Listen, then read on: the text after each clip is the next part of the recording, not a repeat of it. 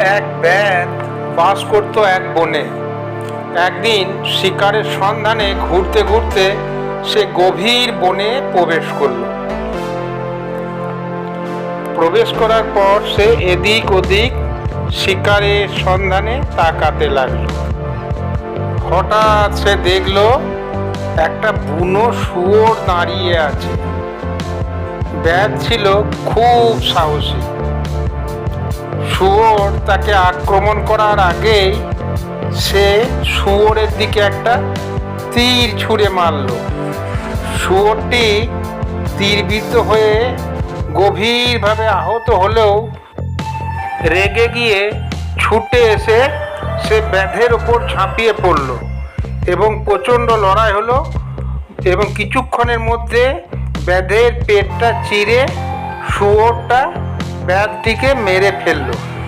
কিছুক্ষণ পরে আহত শুয়োরটাও ঢলে পড়ল মৃত্যুর কোলে।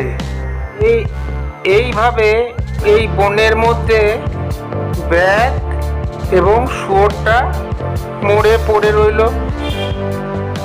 এক সময় খাবারের সন্ধানে একটা শিয়াল সেই পথ দিয়ে যাচ্ছিল।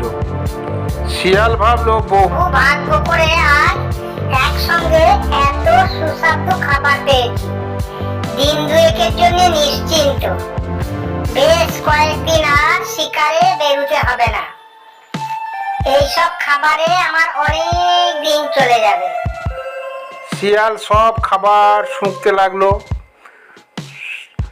ব্যাঙের ধনুকের ছিলাটিও সে শুঁকতে লাগলো এবং এই ছিলাটিও বাদ গেল না। শিয়াল ভাবলো, এতগুলো খাবার কোনটা আগে খাই? বড়গুলো থেকে আগে ছোটটাকেই খাই। ধনুকের ছিলা দিয়েই তার ভোজ শুরু হবে। বড় খাবার দুটোর একটাকে পরের দিন এবং তারপরে আর একটা দিন সে খাওয়া শুরু করবে। এখন ধনুকের ছিলাতে সে কামড় বসানোর সঙ্গে সঙ্গেই ছিলাটি গেল ছিঁড়ে। বুঝে ওঠার আগেই ধনুকের ছুঁচালো আগা শিয়ালের তালু ফুঁড়ে আচমকা মাথার মাঝখান দিয়ে বেরিয়ে পড়ল এবং শিয়ালটি যন্ত্রণায় চিৎকার করতে করতে মারা পড়ল। লোভী শিয়ালের মৃত্যু ঘটল এইভাবে।